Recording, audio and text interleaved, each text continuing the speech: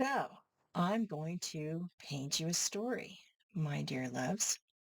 And this one's about call it atmosphere.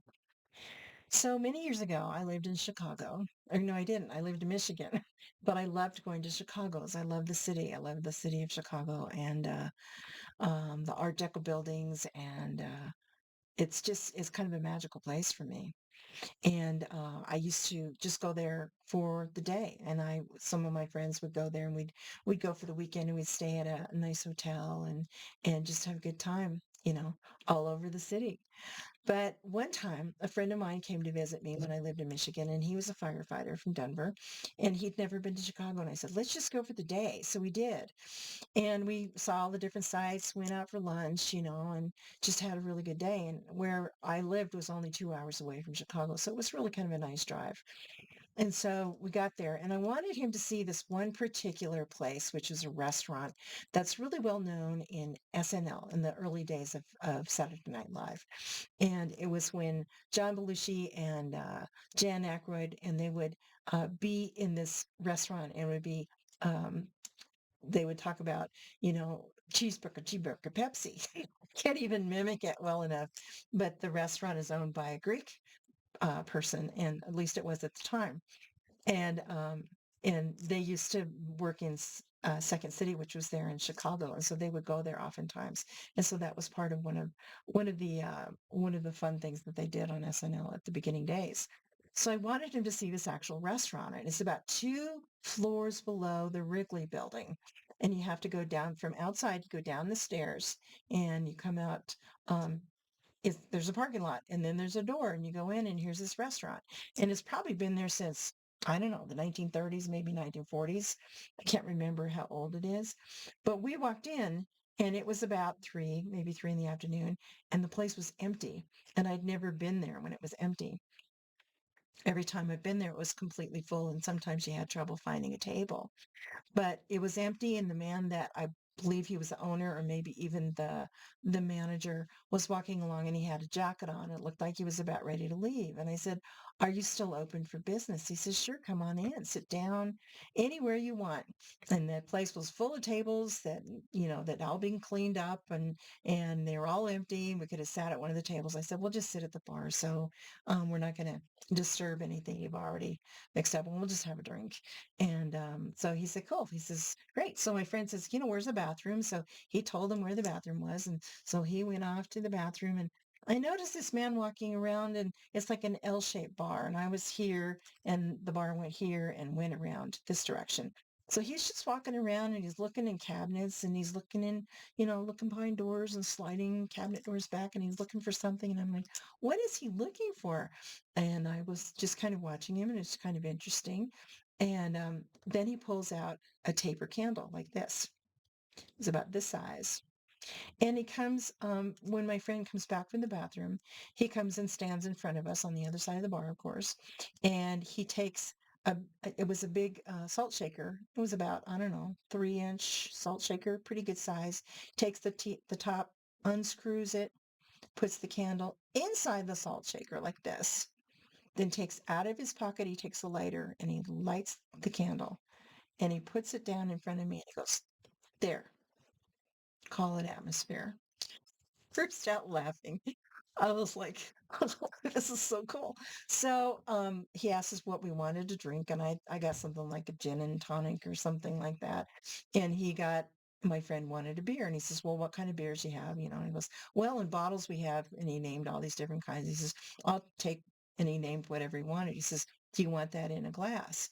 And he says, no, I'll just drink it out of the bottle. He goes, well, that's good because all the glasses are dirty. So I burst out laughing again. It was so funny. And he was just wonderful. He was absolutely delightful and so much fun. And I'm sure he did this probably for a lot of people, but I just loved it. So since then, atmosphere is just really important to me. And I light candles for every call that I'm on with you. I light candles when I'm actually creating what I'm doing. If I'm writing a book, or if I'm creating something for my business, I light a candle. I create atmosphere. I want atmosphere.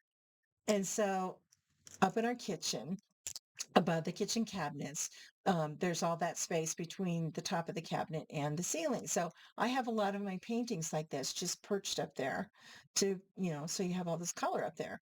And my husband took this strip of lighting, and it's controlled with a little remote that you can just have this real dim lighting that lights up all of these paintings up above. And so you go into the kitchen and you say, turn on the atmosphere. Turn on the atmosphere. So we do that. Oftentimes when we're eating, we'll have a candle in front of us and we light it and call it atmosphere. And so atmosphere is important. It's like the environment in which I live. We have lots of plants. We have lots of art. We have lots of windows where we can see outside and see the mountain views out in the distance. We get to see the sunsets. We get the storms coming through because we're facing west. We have a lot of atmosphere here. I get to watch the birds out in the backyard, the squirrels, the bunnies, all come to eat. And I noticed today there's a robin out there. So we haven't had robins for quite a long time. They've been gone for the winter, but they're back. So atmosphere is important. Find whatever it is in your life that creates atmosphere for you. If it's might be, something, maybe a wonderful dinner that you create, that maybe the way you serve it on a plate is an atmosphere. Maybe you have friends over for dinner, and you might put flowers on the table, or set the table in a way that is atmospheric for the people that you're serving. Maybe you go someplace and go the long way around through country roads, kind of like my husband and I do, to get to certain places. If we can take the time to do there, get the atmosphere of the pine forest, we get the atmosphere of the country roads, we get the atmosphere of the beautiful scenery in the background that we get to see instead of being on the highway among people going at 80, 90 miles an hour. So I love atmosphere. I love, ever since that day, atmosphere is important to me. So call it atmosphere. Call it atmosphere. So, did I mention? I don't think I did. But when we went to leave the restaurant, the man was so kind, and he stood there with a little white towel over his arm, like they would do it in Europe, and he bends over with his other arm behind his back. He bends down to me and he says, "Please come back and see me again sometime." And I said, "Oh, I will happily do so." So little did he know that he created something for me that lit up my life and created decades of atmosphere that continue to expand from that one experience. So I'm leaving that with you today. Please know how much I love you, and may you have uh, lovely atmosphere in your life. May you have loving atmosphere. May you have peaceful atmosphere. May you have an exciting, passionate atmosphere. May whatever it is you do it with atmosphere. Lots of love. See you later. Bye for now.